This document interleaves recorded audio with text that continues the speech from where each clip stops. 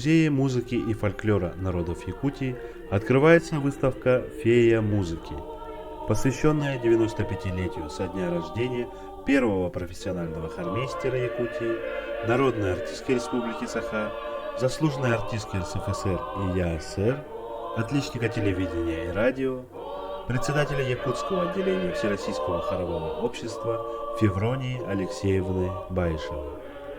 Под ее руководством хор радио стал настоящей творческой лабораторией для якутских композиторов и мелодистов.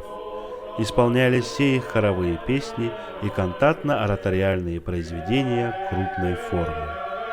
Якутская праздничная Григоряна, Счастье Якута, Северная легенда, Слава России Комракова, песня Аллук Маскаца, Огни седого Вилюя Берестова, поэмы Манчары Ксенофонтова, Ледовое море Ивановой, Встреча Союзки Степанова и другие. Феврония Алексеевна занималась большой общественной деятельностью. Избиралась членом Якутского горкома и обкома ВЛКСМ, членом пленума обкома КПСС, депутатом Якутского городского совета народных депутатов 4-го созыва. В 1966 по 1968 года заместитель министра культуры по искусству.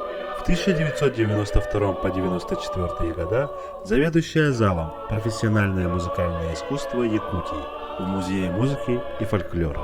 С 2005 года именно с ее устных воспоминаний музей начал проект «Видеомемуары известных деятелей искусств и культуры Якутии». С ее участием созданы музейные видеоэкспонаты «Музыкальная жизнь Якутии в годы Великой Отечественной войны», «Тернистый путь к волшебным звукам», «Эпистолярный роман». На выставке представлены личные вещи Февронии Алексеевны Баишевой, рукописи, комплекс документов и фотоархивов, библиотека, любимые ее сувениры, концертные платья, переданные дочерью Татьяной Захаровной Чокпек, а также личные переписки с друзьями и весь эпистолярный роман с Германом Перельштейном. Выставка продлится с 1 по 10 октября 2020 года по адресу город Якутск, улица Кирова, 31, третий этаж.